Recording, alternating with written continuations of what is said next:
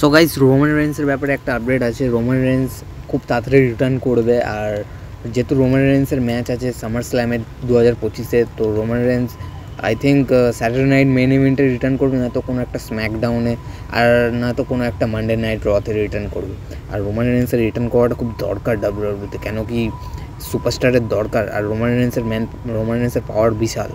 আর Roman Reigns যখন আসবে, Roman Reigns সব কিছু চেঞ্জ হয়ে যাবে, কেন রোমান রেন্সের এক্সপেক্টও আছে রোমান রেন্সের থিম চেঞ্জ হবে। আর তোমাদের কোন থিমটা পছন্দ হয়, বিগ ডগওয়ালা থিম নাকি হেড অফ দ্য টেবিলের থিম নাকি ওটিসিওয়ালা থিম?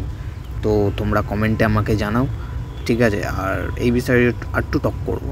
যেহেতু রোমান রেন্স রেসলম্যানিয়া হারার পর থেকেই গায়েব হয়ে গেছে, তো রোমান রেন্সের গিয়ারেও সব কিছু চেঞ্জ হবে। আমার তো হেড অফ দ্য টেবিলের ওটিসি থিমটাই পছন্দ ছিল রোমান রেন্সের। আর তোমাদের কোন থিমটা পছন্দ হয় তোমরা সব কিছু আমাকে কমেন্টেই জানাও, ওকে। আগে রোমান রেন্স রিটার্ন করুক, তারপরে একটা বিষয়ের কথা উঠবে, কেন রোমান রেন্স এখনও পর্যন্ত রিটার্ন করিনি। আর এক্সপেক্ট যতদূর করা আছে সেটা হচ্ছে স্যাটারডে নাইট মেন ইভেন্টে রোমান রেন্স রিটার্ন করবে। আর রিটার্ন করলেও ভালো হবে, কেন এটাই। তোমাদের ভিডিওটা ভালো লাগে, লাইক কমেন্ট সাবস্ক্রাইব।